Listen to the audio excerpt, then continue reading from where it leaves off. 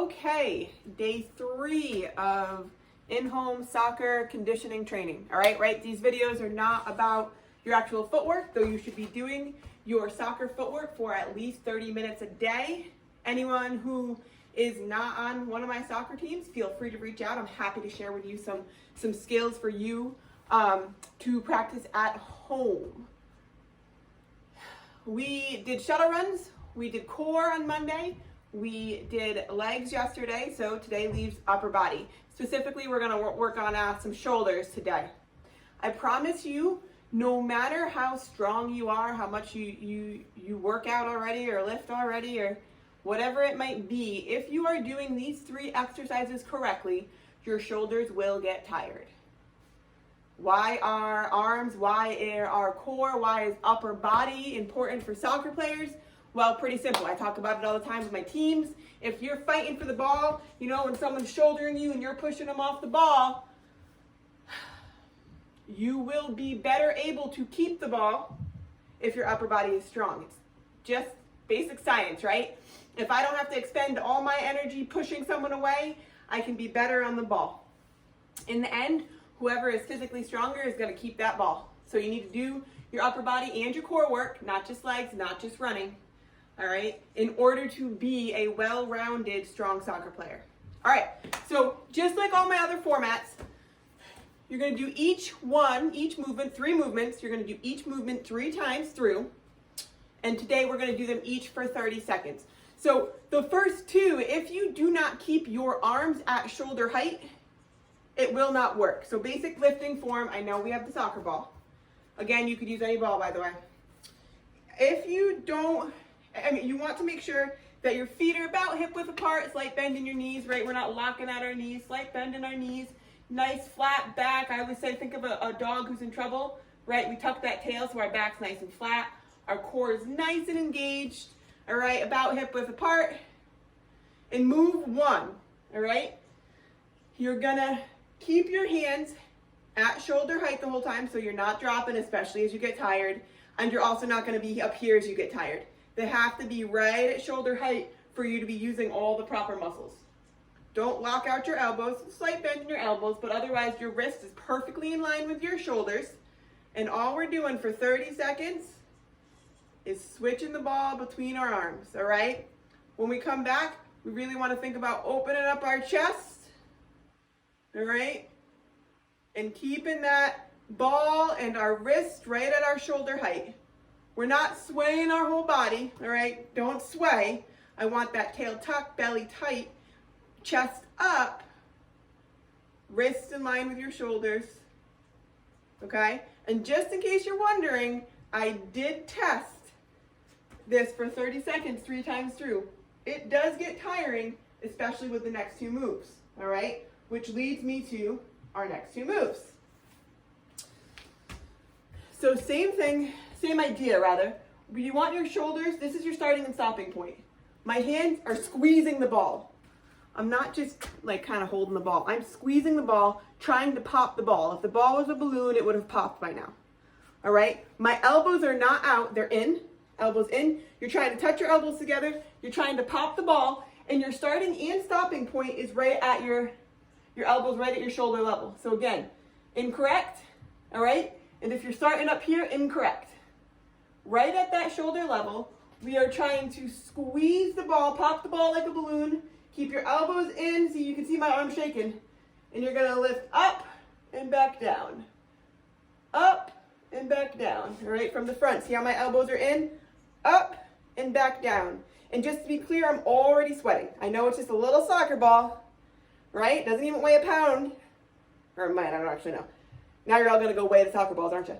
But the point is, if you're squeezing the ball and you're keeping your elbows in, starting and stopping at that shoulder height, you will get tired, okay? My arms are burning.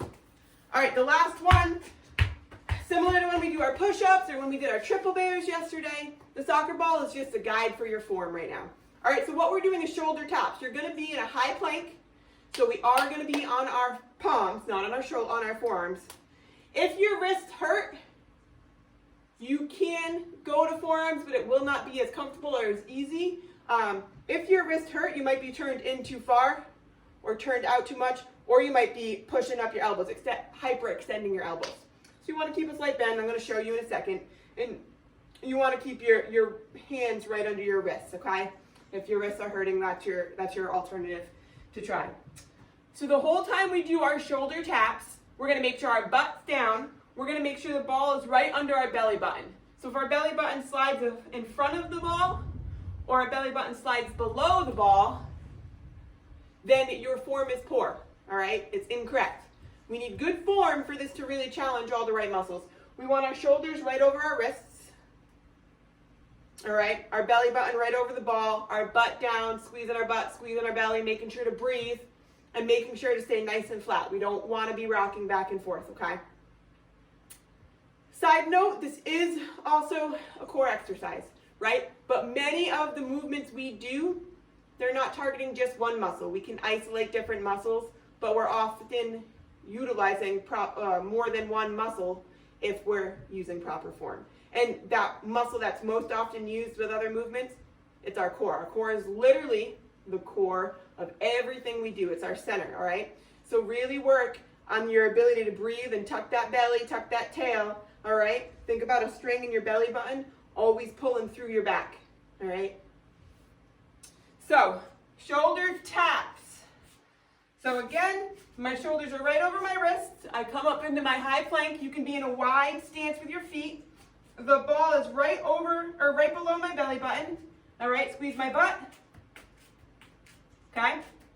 You want to be just under your shoulders. You don't want to be too wide. All right, because then you're going to be off balance. You're not going to be able to keep your stability. So to show you from the side so you can see my feet. So again, ball is right under my belly button for good form. My hands are not wide. They're right under those shoulders. All right? Come up. You can be in wide stance. All right? I have to breathe the whole time to keep my body nice and still. All right? So to recap, we'll call them swimmers. They're kind of like a lateral raise for those of you who do lift. All right, lateral into a front raise, swapping the ball. Or kind of like doing like a breaststroke, so kind of a swimmer. All right, opening up that chest. Wrists are in line with our shoulders the whole time. We're in a nice lifting position, so our feet are right under our hips. Our back is nice and flat, our chest is up, and our belly is tucked. All right, then into the soccer ball press, essentially. Different than a shoulder press, right? We're not out here. Our elbows are in tight. We're trying to pop the ball. Our elbows start right in line with our shoulders. Push up and down. Up and down. You can probably see me shaking.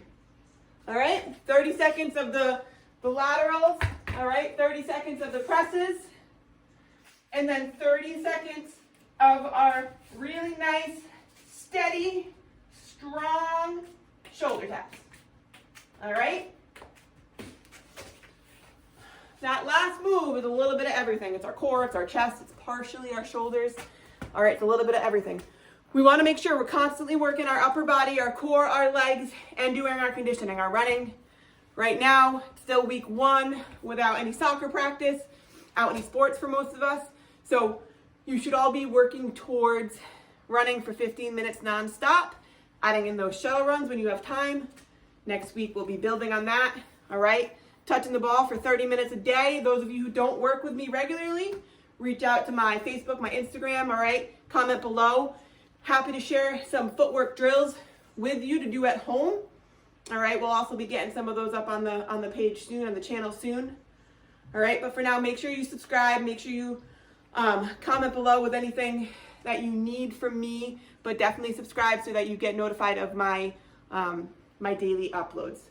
Again, each movement that I showed you here today, working on our upper body, 3 times each for 30 seconds.